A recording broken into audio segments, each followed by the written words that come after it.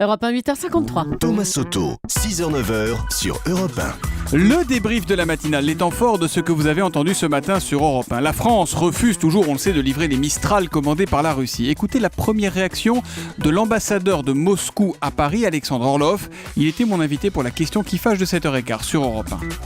On ne renonce pas au Mistral, sans doute, puisqu'on l'a commandé, on l'a payé. On attend cette marchandise.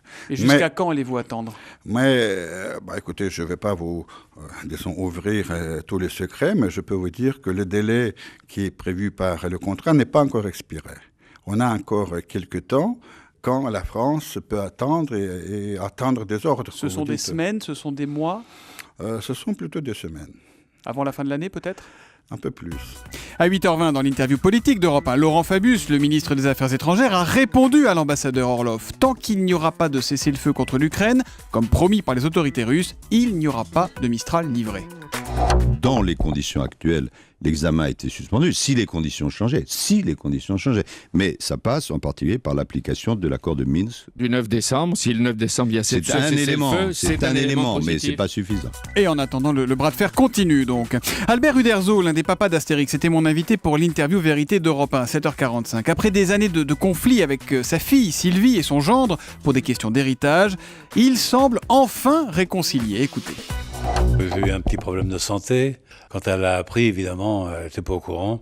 Et elle est venue tout de suite voir ses parents. Et ça nous a permis de nous remettre ensemble et de considérer que la vie est courte et qu'il faut absolument profiter de la vie. Et ça s'est terminé, comme chacun de vos albums, autour d'un grand banquet avec des sangliers ou... Pas encore, mais ça va venir. Vous n'avez pas bâillonné votre gendre, telle l'assurance tout risque. Lui, non, j'aime autant pas parler de lui d'ailleurs. Voilà, toujours sympa d'entendre Uderzo, qui est, quoi qu'on en dise, l'un des plus grands artistes français des 50 dernières années. Il a bien raison, Ocrou 182 sur Twitter avec le hashtag un matin. Merci monsieur Uderzo, toute mon enfance, nous dit Kiki Seki, une interview que vous retrouvez en intégralité sur europe1.fr.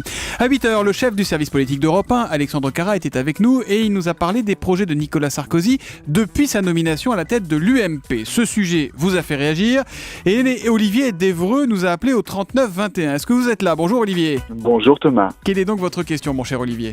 J'aurais voulu poser une question par rapport au statut de Nicolas Sarkozy.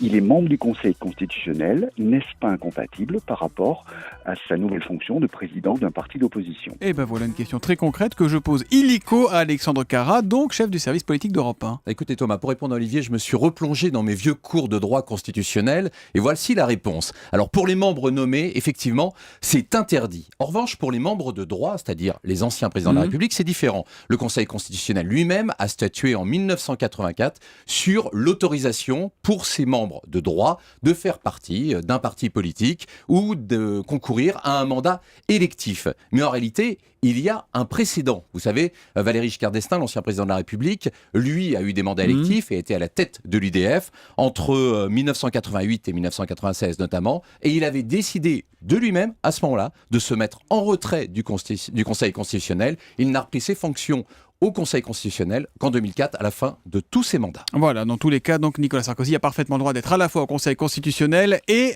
président de l'UMP comme il y a été élu la semaine dernière. Merci beaucoup Alexandre Cara. Vous continuez à réagir à la matinale sur Twitter avec le hashtag un matin, sur europe1.fr ou au 3921.